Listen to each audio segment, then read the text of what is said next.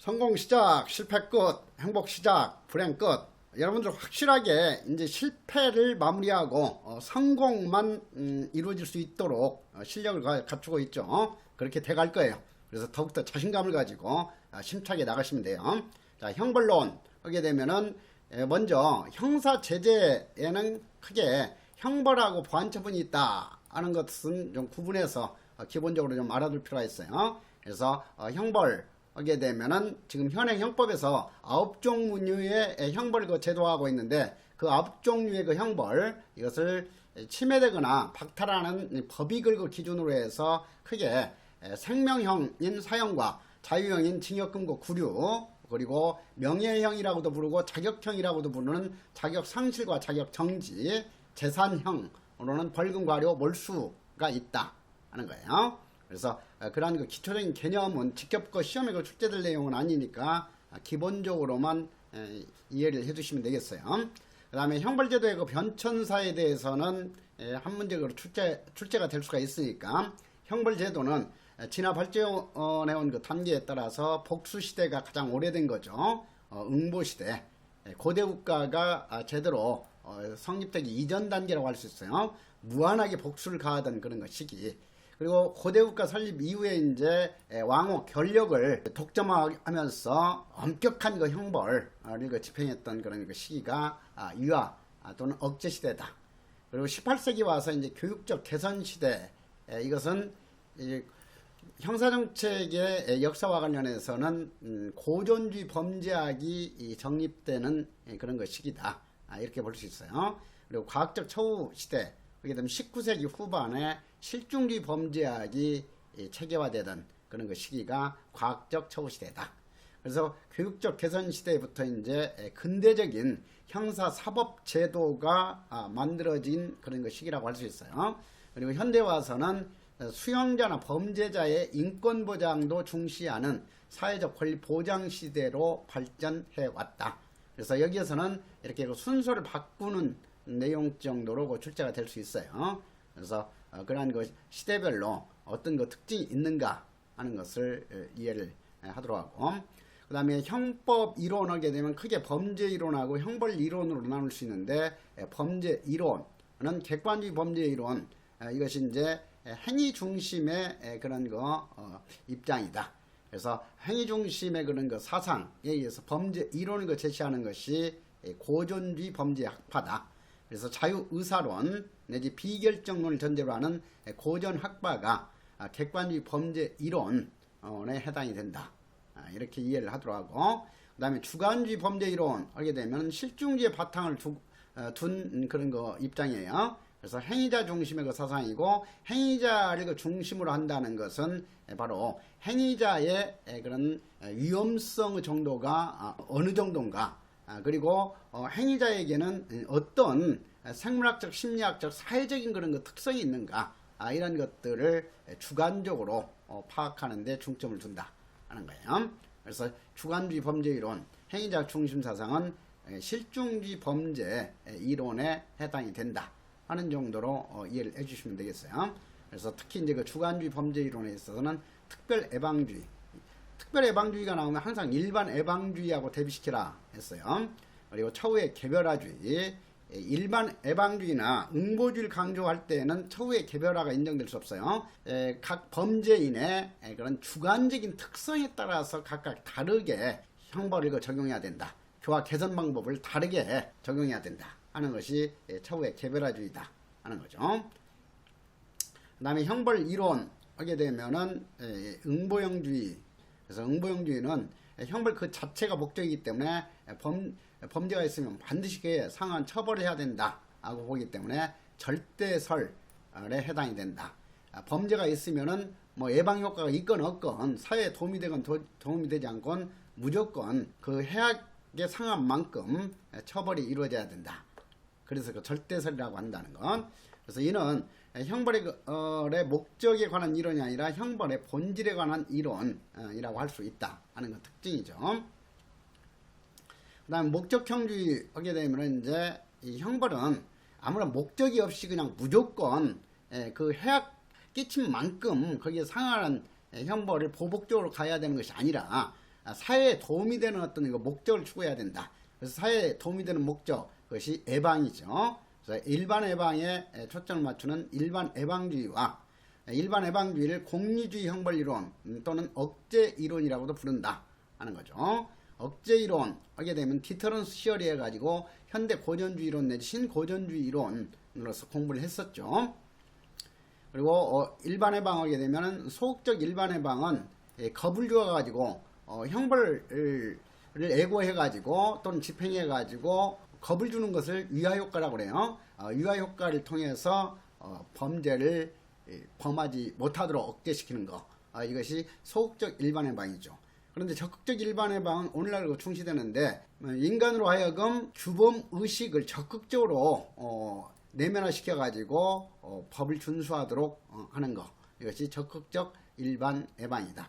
그래서 범죄를 범한 사람이 누구나 빠짐없이 다 처벌되고 공정하게 그런 거 대가를 치르게 되고 하게 되면은 법을 준수한다고 하더라도 내가 손해보지 않겠구나, 법을 준수해야 사회 평화가 유지될 수 있겠구나 해가지고 규범을 적극적으로 준수하고자 하는 그런 의식이 형성이 된다 하는 거예요. 그래서 적극적 일반 예방이론과 소극적 일반 예방이론도 구분하는 문제 정도는 출제될 수가 있어요. 그리고 특별 예방주의 하게 되면은 일반 예방 하게 되면은 그 문자에서 나타나죠. 예방의 대상이 일반인이다 이 뜻이에요. 그리고 특별 예방은 예방의 대상이 특별한 특성을 지닌 사람이다 하는 거죠. 그래서 예를 들어서 어떤 그 사이코패스로 인해서 범죄를 범한 사람 같으면 사이코패스라는 범죄 유발 원인이 특별하게 주어져 있는 거죠. 그리고 어떤 어렸을 때부터 잘못된 환경으로 인해서 범죄를 범하는 사람이다 하면은 그런 거 잘못된 환경으로 인해서 이제 하임라에 의해서 사유화된 경우라든가 범죄적인 어떤 행위에 대한 긍정적인 정의를 학습한 경우라든가 이런 거 특별한 범죄 원인이 있는 거죠. 그래서 그러한 그 특별한 원인을 갖춘 그런 그 사람에 대해서 그러한 범죄를 유발시키는 특수한 원인을 교화 개선 재사회 시켜가지고 다시는 재범을 범하지 못하도록 하는 거, 이것이 특별 예방주의죠. 그러니까 특별 예방주의는 재범 방지에 해당이 되는 거고 일반 예방주의는 순수한 사전 예방에 해당이 된다. 그래서 앞서서 공부했듯이 일반 예방은 1차적 예방이고 특별 예방은 3차적 예방에 해당이 된다 하는 거죠. 그래서 이 특별 예방은 재사야를 이념으로 삼는다. 그래서 재사야라는 범죄인으로 하여금 정상적인 사회 구성원으로 사회 복귀하게 하는 것, 이것이 재사야의 의미죠. 자, 그래서 특별 예방하고 일반 예방을 구분해서는 알아둘 필요가 있죠. 그리고 특별 예방이 더욱더 진보적으로 발전시킨 것이 오늘날 교육형주의 이념이다. 그래서 교육형주의는 형벌을 인정하지 않는 것이 아니라 형벌을 인정하면서도 그래서 형이 들어가죠. 근데 형벌의 내용, 과정이 교육적이어야지 보복적이 되어서는 안 된다 하는 거예요. 그래서 특별 예방주의나 교육형주의에 있어서는 응보적인 형 집행은 인정하지 않는다 이렇게 볼 수 있어요. 그 다음에 형벌과 유사한 제재, 이것은 기본적으로 알아둘 내용이지 직접적으로 형벌하고 이런 거 다른 제재가 어떤 거 차이가 있느냐 이런 것까지는 내년 시험에서는 출제될 가능성이 높지 않으니까 가볍게 넘어가도록 하세요. 한 번 정도만 읽으면서 봐두시면 돼요. 그 다음에 이제 형벌 부과하는 데 있어서 가장 중요한 기준이 되는 것이 바로 책임이다. 그래서 책임 이상으로서 형벌을 부과하는 것은 헌법에도 위반되고 하기 때문에 인정할 수가 없다 하는 설명이에요.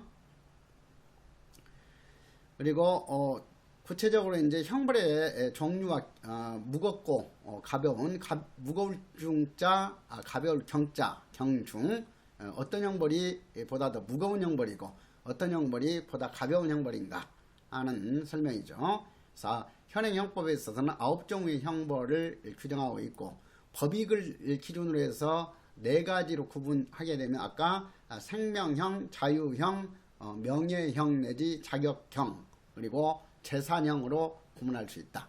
그래서 여기서 다시 한번 가장 무거운 극형에 해당하는 사형과 가장 가벼운 형벌 몰수까지 이해를 할 필요가 있죠. 그 다음에 이제 대부분의 형벌 8가지는 주형이죠. 독립적으로 부과할 수 있는 형벌이에요. 그런데 몰수형만큼은 원칙적으로 다른 형벌을 부과하면서 거기에 부수적으로 가하는 형벌이다 하는 의미죠.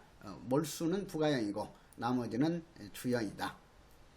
자, 그리고 사형에 대한 그 형사정책적인 그 논점과 관련해서는 이 사형, 우리가 소년법에서도 이미 공부했듯이 범죄인이 18세 미만인 소년에 대해서는 사형을 부과할 수 없다. 사형 부과하는 대신에 15년 유기징역으로 해야 되고 특정 강력범죄 처벌에 의한 특례법에 의하면 20년 유기징역으로 한다 해서 피터슨 사건을 가지고 이해했던 내용이죠.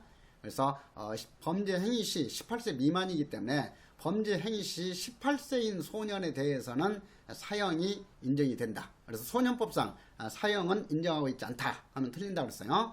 소년법에서도 18세 소년에 대해서는 사형, 무기형, 환영 처분을 인정하고 있다 하는 거죠. 그리고 현재 우리나라는 10년 이상 1997년인제 지존파에 해당하는 그런 악질적인 범죄자들을 비롯해서 17명인가를 한꺼번에 이제 사형시킨 이후에 현재까지 사형을 집행하고 있지 않죠.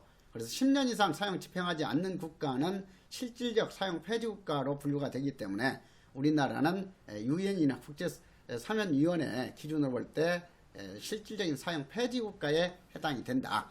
법률적 제도적으로는 사형을 인정하고 있는 국가지만 실질적으로는 사형 폐지 국가로 분류된다 하는 정도는 좀 이해하실 필요 있죠. 그리고 사형의 집행은 오늘날은 공개 처형주의가 아니라 교정시설 안에서 집행하는 방식이다. 형 집행에 있어서 비밀주의, 비공개주의다 하는 거. 그래서 교정시설 하면 교도소, 구치소를 의미하는 용어죠. 그래서 교도소, 구치소 안에서 일반인은 교수하여 집행하고 군인에 대해서는 총살형을 인정하고 있다. 우리나라는 그러니까 뭐 가스살이라든가 독살이라든가 이런 거 사형 집행 방법을 인정하지 않아요. 교수형과 총살형만 인정이 되고 있다. 그리고 사형과 관련해서는 사형 제도에 대해서 찬성론과 반대론의 논거리고 구분하는 문제가 출제가 될 수 있는데 여기서 이제 사형에 있어서 존치론 하게 되면은 정의에 부합하기 때문에 사형을 존치시켜야 된다 하는 것이 출제될 가능성이 높아요. 그래서 정의에 반하기 때문에 사형을 폐지해야 된다 하는 것하고 이렇게 헷갈리지 않도록 하세요. 정의의 실현 차원에서는 사형이 인정돼야 된다 하는 거죠. 다른 사람의 목숨을 빼앗은 놈은 본인의 목숨도 빼앗겨야 된다. 이게 정의잖아. 그러니까 사형이 존치돼야 된다 하는 거예요. 사형 폐지 동거가 아니다. 이 정의 실현은 그런 점을 좀 이해를 하도록 하고, 그 다음에 사형 폐지론자와 존치론자를 구분하는 문제까지는 그 출제가 될 수 있어요. 그래서 사형 폐지론을 주장한 대표적인 사람이 베카리아, 고존주의 범죄 학자로서 앞으로 공부하게 될 거예요. 그 다음에 이제 뭐 페스탈로치, 하워드, 갤버트, 페리, 리프만, 이거. 그래서 이런 거 사형 폐지론자하고 존치론자를 구분하는 문제 정도는 기억해 놓도록 하세요. 그래서 사형 폐지론에 있어서는 사형 특별예방 효과, 교화 개선 효과가 전혀 없기 때문에 폐지시켜야 한다. 그래서 교육형주의나 특별예방주의 입장에서 사형 폐지가 주장된다. 그거 볼 수 있겠죠. 그래서 그러한 존치론과 폐지론과는 상식적인 내용이기 때문에 한번 읽으면서 이해하면 충분해요. 그 다음에 사형 존치론자, 사형은 존치시켜야 된다. 그래서 계몽주의 철학자들이 인도주의 차원에서 사형 폐지를 주장했을 것 같은데, 이런 누소라든가 칸트, 헤겔 이런 분들은 정의 실현 차원에서, 정의 확립 차원에서 사형제도는 인정이 돼야 된다 하는 거예요. 그리고 앞으로 공부하게 될 이제 이탈리아 학파에 속하는 롬브로소, 가로팔로, 페리가 있는데, 페리는 사형 폐지론자인 반면 롬브로소와 가로팔로는 사형 존치론자이다 하는 것은 구분해서 알아둘 필요가 있겠어요. 그 다음에 자유형에 대한 그 형사정책적인 논점 했는데, 자유형 관련해서는 세 가지 논점이 있어요. 자유형, 이것은 이제 징역, 금고, 구류 세 가지 자유형이고, 그 다음에 이제 벌금형, 과료형이 선고됐다가 한 달 이내에 납부하지 않으면은 교정시설에 감금해 가지고 노역으로서 대치시키는 것이 노역장 유치예요. 그래서 이 노역장 유치 처분을 받아 가지고 교정시설에 수용된 사람도 수형자 개념에 포함시키고 있다 하는 정도는 알아둘 필요가 있어요. 그리고 징역, 금고, 구류의 그런 그 형기와 그런 그 특징, 징역의 경우에는 강제, 노역이 의무적으로 부과되는 형벌이고, 그 다음에 1개월 이상 30년 이하이고, 가중할 때는 50년까지 부과할 수 있는 자유형이다. 그리고 이 징역 금고는 유기형과 무기형으로 구분된다 하는 거. 그리고 금고형과 징역형의 차이점은 금고형에 대해서는 강제, 노역이 부과되지 않고 신청에 의해서만 작업을 부과할 수 있는 자유형이다 하는 그 특징. 구류는 1일 이상 30일 미만이고 역시 강제, 노역은 의무적으로 부과되지 않는다. 그런 그 특징을 구분하는 문제 정도로는 그 출제가 될 수 있어요. 그 다음에 자유형에 대한 어떤 그 문제점, 대표적인 것이 단기 자유형의 문제점. 단기 자유형은 교육형주의나 특별 예방주의, 교화 개선주의 입장에서 보면은 자유형 집행하게 되면 오히려 범죄에 물들게 되고, 이것이 악폐 감염 문제죠. 악폐 감염이 되고 오히려 범죄를 더욱더 양성할 수가 있다 하는 거죠. 그래서 단기 자유형을 폐지시키자는 그 주장이 제기된다. 그래서 단기가 어느 정도까지 짧은 자유형이냐 하는 것에 대해서는 아직까지 통일된 견해는 없다. 다만 이제 그 포레스타 같은 경우는 실질적으로 단기라는 것은 범죄자 죄수를 개선하기 위해서는 너무나 짧은 기간이지만 그를 부패시키는 데는 충분한 기간이다. 그래서 이런 그 단기 자유형은 부작용만 있지 긍정적인 작용은 찾기 어렵다 하는 거예요. 그래서 단기 자유형의 폐지를 최초로 주장한 사람이 니스트다. 그래서 니스트도 뒤에서 실중주의 범죄학 이론과 연관시켜서도 한번 설명이 될 거예요. 그래서 단기 자유형이 그런 거 문제점 이미 폐지 논거죠. 이런 것들도 이제 한번 쭉 읽으면서 이해해 놓고 나중에 이제 문제를 통해서 몇 문제 풀면서 이런 거 단기 자유형에 대해서는 어떤 것이 주로 정답 내용으로 출제가 되는구나 하는 정도로 익히면 되는 거예요. 그 다음에 자유형의 단일화는 현재 우리나라는 징역금고, 구류로 세 종류로 세분화되어 있는데 이것을 하나의 자유형으로 단일화시키자 하는 것 주장이죠. 그래서 독일이라든가 프랑스 같이 유럽 여러 국가에서는 이미 자유형이 하나로 단일화가 되어 있어요. 그것이 이제 교육형주의에 더욱더 부합하다 하는 거죠. 자, 그래서 단일화 이거 농구와 관련해서는 헷갈리도록 틀린 거 정답 지문으로 출제할 것이 가능성이 많은 것이 악폐 감염의 우려가 있기 때문에 자유형을 단일화해야 한다고 주장된다. 이 내용이에요. 악폐 감염 이것은 단기 자유형의 폐지 논거일 뿐이지 자유형의 단일화 논거가 아니다. 그래서 그런 그 특징들을 이해하시면 돼요. 그 다음에 그 부정기형에 대해서도 설명이 되어 있는데 부정기형도 이걸 읽으면서 핵심적인 것이 뭐냐 하게 되면은 부정기형의 도입 찬성론, 그러니까 부정기형의 장점을 먼저 이해하시면 돼요. 처우의 개별화에 가장 적합한 자유형이죠. 왜냐?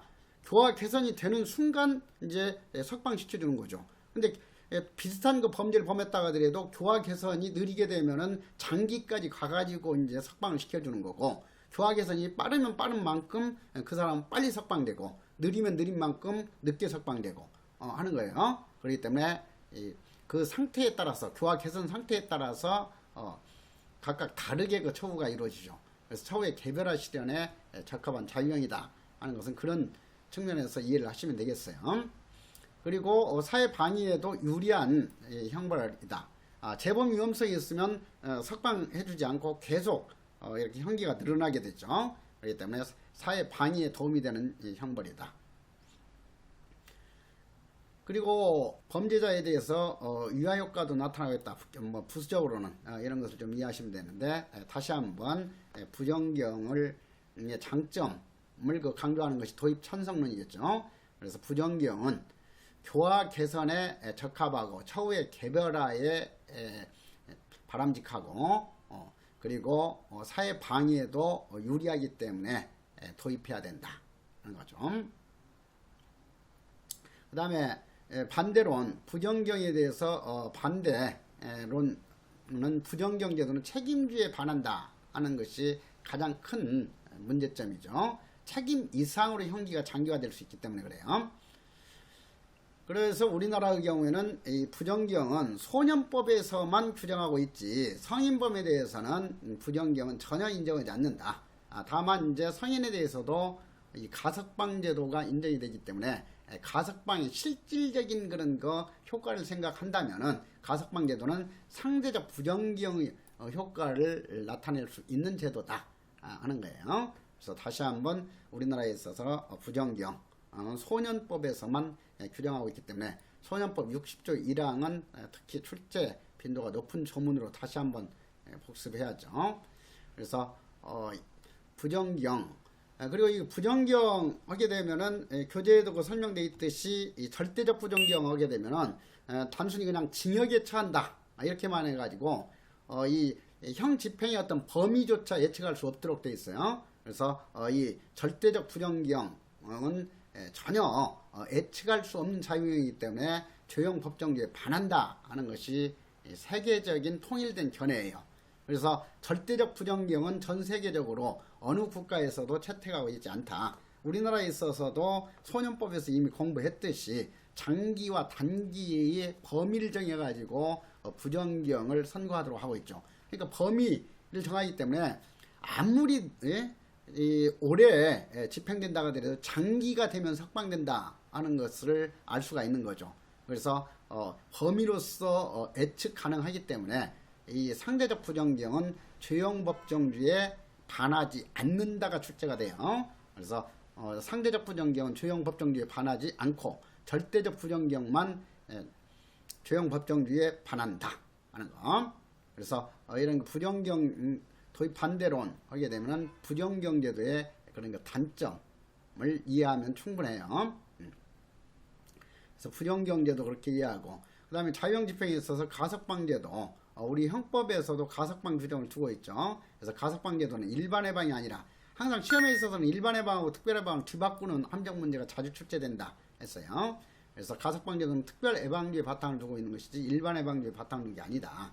그리고 가석방은 나머지 형기를 사회생활을 하면서 집행받는 거죠. 그래서 사회 내처우에 해당하는 제도이다 하는 거예요. 그래서 이 가석방과 관련한 형법 규정, 가석방의 요건, 집행유예, 선고유예 요건과 대비시켜야죠. 그래서 선고유예, 집행유예 요건, 선고유예는 1년 이하의 징역 금고, 자격정지, 벌금형일 때 적용할 수 있고 집행유예는 3년 이하의 징역 금고, 500만 원 이하의 벌금일 때 적용할 수 있다. 그런데 가석방의 경우에는 징역 금고 집행중에 있는 수형자에게 적용할 수 있고 구류형 수형자에게는 적용되지 않는다. 그리고 가석방의 그 요건 무기형의 경우는 형기가 없기 때문에 20년 집행받은 이후에만 허가할 수 있도록 하고 있다. 그래서 무기형의 허가 요건은 20년 집행이다. 20년 이상 집행. 그리고 유기형은 형기의 3분의 1이고 소년법에 있어서는 단기에 3분의 1 이상 경과했을 때 가석방 할 수 있다 했죠.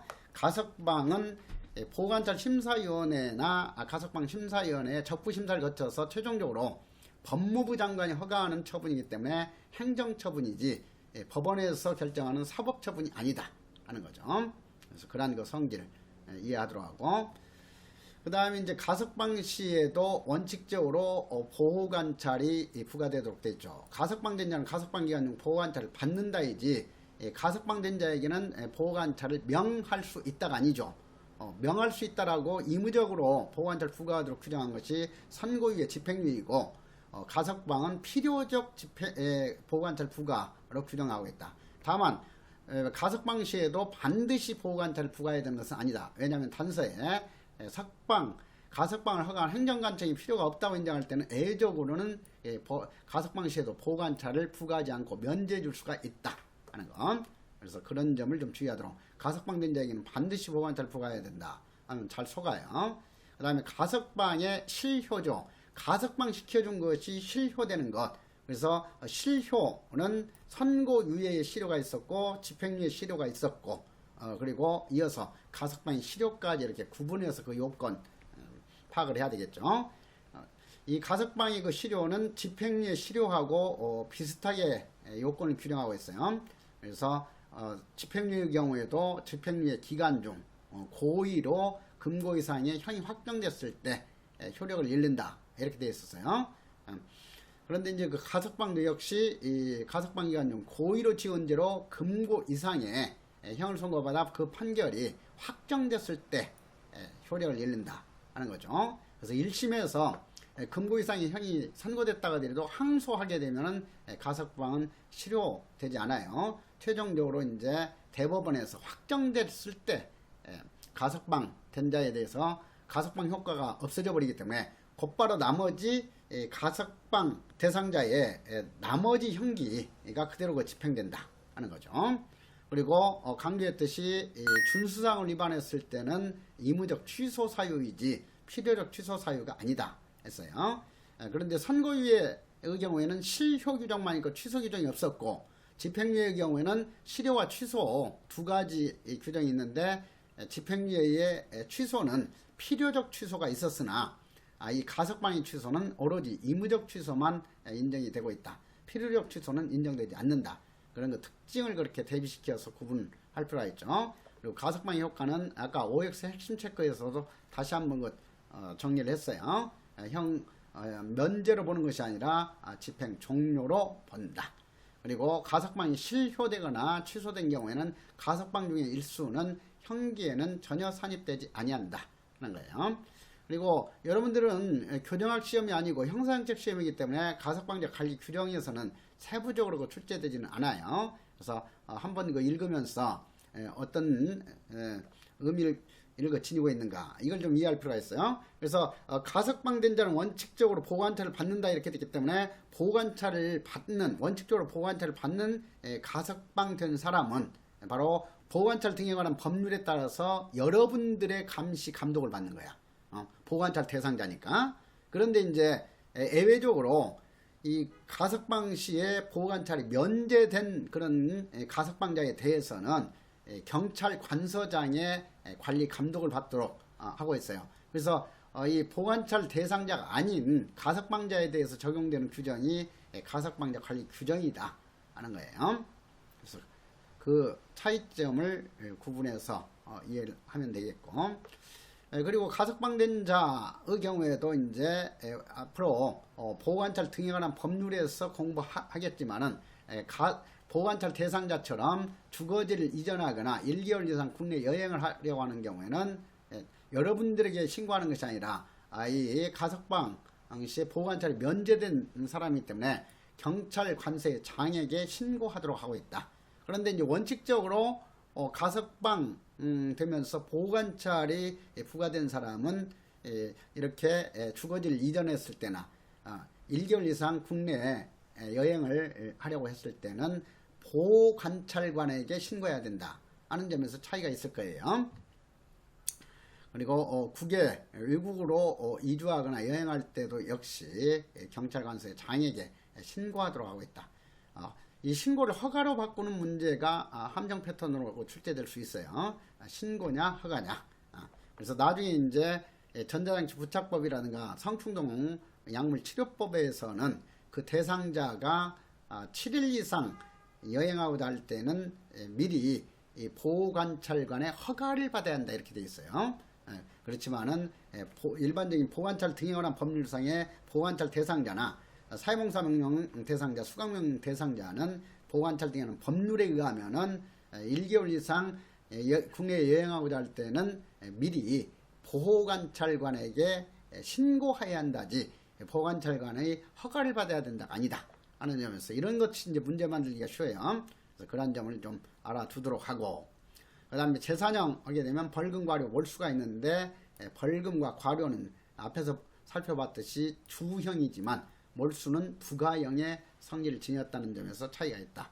벌금, 과료는 납부하지 않으면 자유형으로 뒤바꾸는 환형제도가 있으나 바꿀 환자예요. 형벌의 성질을 바꾼다. 이것이 환형이죠.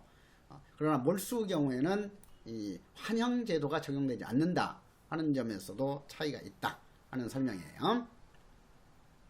그래서 이런 벌금형, 재산형의 경우에는 소송 경제적으로도 도움이 된다. 왜냐하면은 교정시설에서 재우고 먹이는 그 비용이 들어가지 않는 거죠. 그리고 벌금, 이것은 국가 재정에도 이제 도움이 되는 거야. 그래서 소송 경제상으로도 큰 도움이 되는 제도다. 그리고 악폐 감염에 우려가 없기 때문에 현재 전 세계적으로 가장 널리 활용되는 형벌이 재산형이다 하는 것.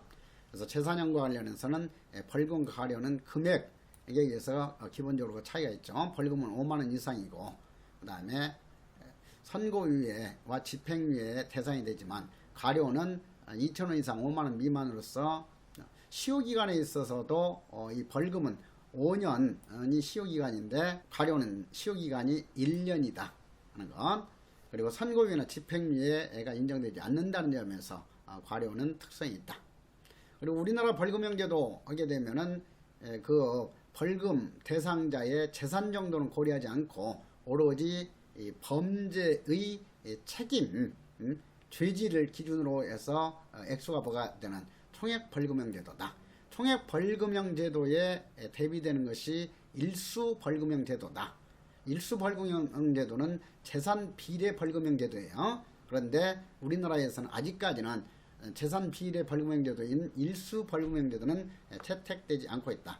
일수벌금형제도는 그 대상자의 재산 정도까지 고려하기 때문에 그만큼 희생을, 고통을 동등하게 실현시킬 수 있는 그런 형벌이고, 또 배분적 정의에도 부합되는 그 제도다.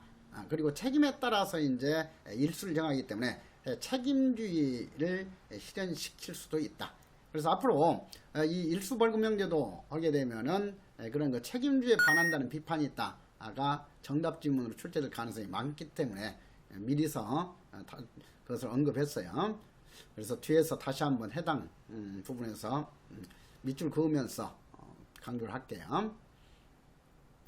그래서 벌금형의 그런 그 성질 정도는 시험에 출제된다고 하더라도 맞는 선지 정도로 출제가 될 거니까 그 정도로 이해를 하시면 되겠어요. 몰수의 그 부가적인 성격과 관련해서 형법 49조의 단서가 정답 지문으로 출제될 가능성이 많죠. 몰수는 원칙적으로 다른 형벌에 부과해서 선고해야 된다. 그렇지만은 선고유예 같은 경우는 주된 형벌이 선고가 유예가 되기 때문에, 선고가 되지 않기 때문에 판례에서는 이런 경우에는 행위자에게 유죄를 재판을 하지 아니할 때도 몰수의 요건이 있을 때만큼은 몰수만을 선고할 수 있다 하는 특별 규정을 두고 있다. 단서 규정. 그래서 그 점을 이해하도록 하고, 행위자에게 유죄 재판을 아니할 때도 몰수의 요건이 있을 때는 몰수만을 선고할 수 없다.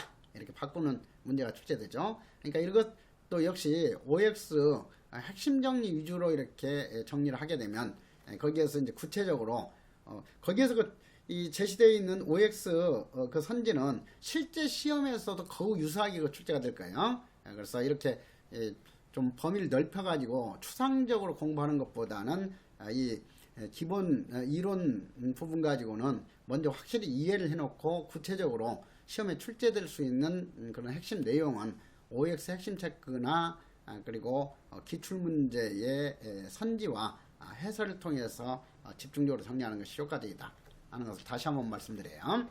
그리고 이제 그 범죄 수익 박탈제도 하게 되면은 어떤 조직범죄 집단을 무력화시킨다든가 하기 위해서 도입한 그 제도예요. 그래서 범죄 수익 박탈제도가 어떤 건가? 어떤 그 책임에 상하는 그런 거 형벌을 부과하기 위해서 만든 것이 아니라 무능력화를 목적으로 해서 만든 제도가 범죄 수익 박탈제도다. 그래서 범죄 수익 박탈제도는 특히 특별 억제에 초점을 맞춘 그런 그 제재로서의 성질을 지니고 있다 하는 것. 그래서 우리나라에 있어서도 범죄 수익 박탈제도는 공무원 범죄에 관한 몰수특례법과 마약 불법 거래에 관한 특례법에서 부분적으로 채택하고 있다 하는 것. 그리고 현행 그 벌금형의 성격 및 환영처분, 사회봉사 대체제도. 자, 그래서 이 벌금형에 대해서는 5만원 이상인데 5만원 미만으로도 감경시킬 수는 있다 하는 거고, 그 다음에 이제 이 사회봉사 대체제도는 벌금 미납자법에서 규정하고 있어요. 그래서 이 형법 조문에 있어서도 벌금과 과료에 있어서 노역장 유치 기간, 그래서 벌금을 납입하지 아니한 자는 1 이상인데 이것을 1월 이상으로 함정을 유도할 수 있으니까 그 점 주의하세요. 1일 이상 3년 이하, 과료의 경우에는 1일 이상 30일 미만이지 30일 이하가 아니다 하는 거. 그래서 그런 거 벌금과 과료에 있어서 노역장 유치기간 정도는 시험에 출제될 수 있어요. 그리고 이제 이 황제 노역 사건을 계기로 해서 형법 개정해 가지고 만든 조문이 70조 2항이죠. 그래서 선고하는 벌금이 1억 이상 5억 미만인 경우에는 300일 이상, 그리고 5억 원 이상일 때는 5억 이상 50억 미만일 때는 500일 이상, 그리고 50억부터는 1000일 이상이다 하는 것. 50억 이상이니까 50억부터 시작되는 거죠. 그러니까 뭐 49억이면은 1000일 이상이 아니라 500일 이상이죠. 자, 그래서 300, 500, 1000일 이상으로 노역장 유치의 하한 기간을 명시하고 있다 하는 정도 기억할 필요가 있어요. 그래서 벌금형의 성격은 이것도 문제를 통해서 몇 문제 풀어보면 되는데, 다른 사람이 대신 내주는 것은 형벌의 성격이 흐려지기 때문에 일신 전속적인 성격이 유지돼야 된다 하는 거죠. 그래서 원칙적으로 대납은 허용되지 않는다. 그리고 상계가 금지되고 국가에 받을 그 채권이 있다가 하더라도 벌금하고 이렇게 상계시킬 수는 없다 하는 거죠. 연대 책임은 인정되지 않기 때문에 개별 책임이죠. 그래서 벌금 확정받은 사람이 10억의 벌금형이 확정받아 가지고 죽은 경우에는 그 부인이나 자식에게 상속되질 않아요. 개별 책임 원칙이다. 공범에게도 똑같이 이렇게 공동 책임 인정되지 않고 각각 개별적으로 벌금이 선고된다 하는 의미이기도 하죠. 그래서 상속은 원칙적으로 인정되지 않는다. 그래서 이런 거 특별법 규정 같은 경우는 한 번 정도 읽으면서 그 의미를 좀 이해해 두실 필요 있어요. 그래서 이런 것들은 이제 구체적으로 OX 핵심 체크나 문제를 통해서 계속 설명이 될 거다 하는 거예요. 그리고 벌금 미납자에 대한 그 사회봉사 대체제도를 규정하고 있는 법률이 벌금 미납자의 사회봉사 집행에 관한 그 특례법이다. 그래서 이런 거 벌금 대신에 사회봉사로 대체할 수 있도록 허가해 줄 수 있는 금액 벌금은 500만 원 이하까지만 돼요. 그래서 501만 원부터는 사회봉사 대체를 적용할 수 없는 벌금 액수다 하는 것을 좀 이해하도록 하고, 그래서 500만 원 이내. 그리고 이제 이 사회봉사를 할 수 있도록 허가할 수 있는 그 최종 기관은 법원이지 검사가 허가하는 게 아니다 하는 것을 여기서 강조해 놨어요. 그래서 법원은 검사로부터 사회봉사 허가 청구를 받은 날로부터 사회봉사로 대체시키는 것이 적합한지 여부를 파악해 가지고 허가 여부를 결정한다. 그래서 허가 여부를 결정하는 기관은 법원이지 검사가 아니다 하는 것을 이해하도록 하고, 그 다음에 4번 벌금 미납자가 법원의 허가에 따른 사회봉사를 하게 되면 사회봉사에 상하는 벌금액을 낸 것으로 본다 하는 것은 당연한 내용이죠. 그렇지만 이제 벌금 미납자가 사회봉사를 집행받다가 돈이 생긴 경우라든가 아니면 사회봉사하는 것보다는 벌금액을 납부하는 것이 더 유리하다고 생각하면 도중에 중단하고 벌금을 낼 수도 있다 하는 것. 그리고 이 구체적인 그 조문 중에서도 이 벌금 미납자에 대한 그 법원이 사회봉사로 대체하는 것이 허가되면은 사회봉사는 원칙적으로 하루에 8시간을 넘겨서 집행할 수 없다가 아니에요. 9시간이다. 8시간으로 바꾸면 잘 속겠죠. 그리고 허가된 날로부터 원칙적으로는 6개월 이내에 사회봉사를 마치도록 법에서 규정하고 있다 하는 거. 그래서 그런 정도 이해하시고, 그 다음에 이제 벌금액의 운용상 문제점이 있어서 재벌한테 1000만 원은 껌값에 불과하죠. 그렇지만은 일용 노동자한테 1000만 원이라면은 오히려 1개월의 징역형보다도 더 무거운 형벌이 되는 거예요. 그렇기 때문에 빈부에 따른 공정성, 형평성을 유지하기 위해서는 재산 정도를 고려한 그런 벌금형 제도가 필요하다 하는 거예요. 근데 우리나라의 경우는 아직까지 재산 비례의 벌금형 제도는 인정되지 않고 있기 때문에 형평성에 있어서 크게 문제가 되고 있다 하는 거죠. 어떤 거 고통 형평성 문제라고 할 수 있어요. 고통. 그래서 이제 이런 그 형평성을 높이기 위한 그런 그 형벌 제도로서 도입하자는 그 주장이 바로 일수벌금형 제도이고, 일수벌금형 제도는 범죄 행위의 책임과 죄질만을 고려하는 것이 아니라 범죄를 한 범죄자의 재산 정도나 납입 가능성까지 고려해서 벌금 액수를 정하는 방법이다. 그래서 재산 비례 벌금형 제도라고 한다 하는 거예요. 그래서 이 일수벌금형 제도는 일수와 액수를 이렇게 구분해 가지고 정하는데, 일수는 책임량에 따라서 일수를 정해요. 그렇기 때문에 책임주의 원칙에 위반되지는 않는다. 책임주의도 그대로 유지가 된다 하는 거죠. 그러면서 범죄자의 경제적인 사정에 따라서 벌금 액수를 다르게 산정하기 때문에 희생 동등 원칙, 배분적 정의도 실현시킬 수 있다 하는 거죠. 그래서 이 일수 벌금형 제도의 장점은 범죄자의 경제력의 차이에 따른 벌금형 위화력의 차이, 고통의 차이를 최소화할 수 있다. 그래서 고통의 형평성을 도모할 수 있다 하는 거죠. 그래서 이러한 장점과 단점을 구분해서 알아둘 필요가 있죠. 그래서 다시 한번 강조했죠. 일수벌금형 제도는 책임주의와 희생 동등 원칙을 조화시킬 수 있고, 배분적 정의를 실현시킬 수 있는 재산형 제도다 하는 거죠. 그래서 정의 이념과 형벌의 개별화 사상에도 보다 부합되는 벌금형 제도가 일수 벌금형 제도이지 총액 벌금형 제도가 아니다. 항상 일수 벌금형 제도와 총액 벌금형 제도는 이렇게 대비시키면서 이해할 필요 있어요. 그리고 이제 경제 사정이 한때 어려운 경우에는 연납시켜주는 것, 연기시켜주는 것, 그 다음에 할부로 납부시키는 분납제도, 이것은 현행 형사소송법에서는 인정하지 않고 있지만 재산형 등에 관한 검찰 집행 사무규칙에 의해서 검사의 허가를 받는 경우에는 연납이나 분납도 인정하고 있다. 그래서 생활 기초 대상자나 이런 사람들이 주로 적용이 되는 것이 바로 이 연납 분납이에요. 일반인들에게는 검사가 그 허가하고 있질 않죠. 그래서 이런 그 제도가 있다 하는 정도로만 알아두면 되겠어요. 그래서 연납 분납은 법원에서 허가하는 것이 아니라 검사가 허가하도록 하고 있다. 사회봉사로 대체하는 것은 검사 허가가 아니라 법원의 허가이다 하는 것하고도 이렇게 대비가 되죠. 그 다음에 그 대체 자유형 제도는 환형 제도를 이렇게 풀어서 대체 자유형 제도라고도 하는 거예요.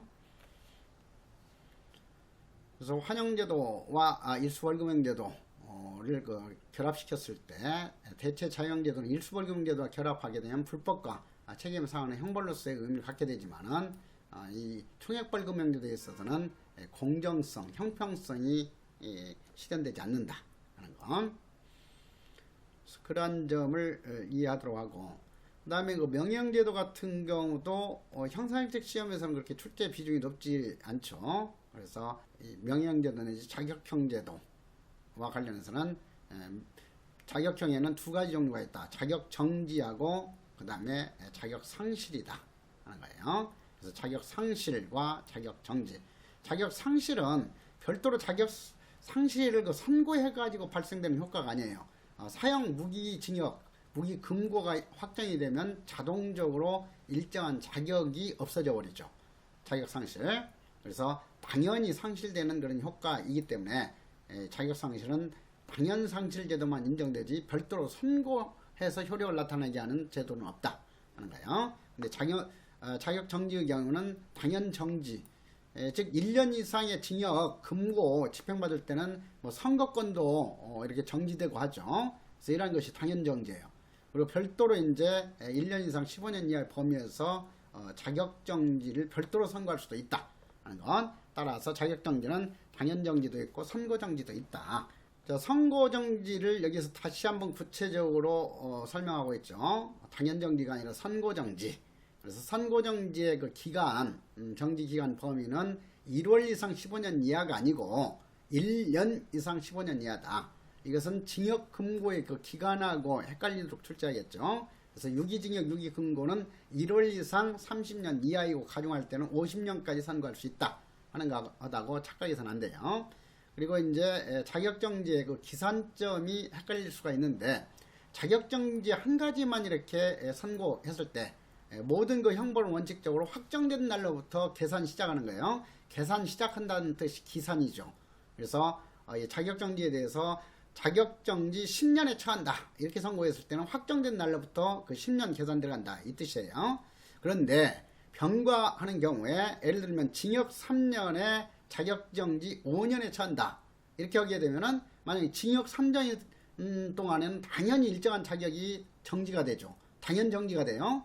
그런데 이제 확정된 날로부터 기산해 버리면은 결국에는 징역 3년에 자격정지 5년에 처한다 이렇게 했다가 실질적으로는 자격정지는 2년밖에 효과가 나타나지 않죠. 자, 그래서 이렇게 병과할 때는 징역금고가 집행이 종료되거나 면제한 날로부터 또다시 자격정지 그 5년 동안 계산이 시작된다 하는 거예요. 그래서 병과형일 때는 징역금고의 집행이 종료되거나 면제된 날로부터 기산하는 거지 확정된 날로부터 기산되는 게 아니다 하는 정도 알아두시고, 그리고 소년법의 특칙도 소년법에서 강조했었죠. 자격에 관한 법령 적용에 있어서 장래를 향해서는 형을 선고를 받지 아니한 것으로 본다 하는 거.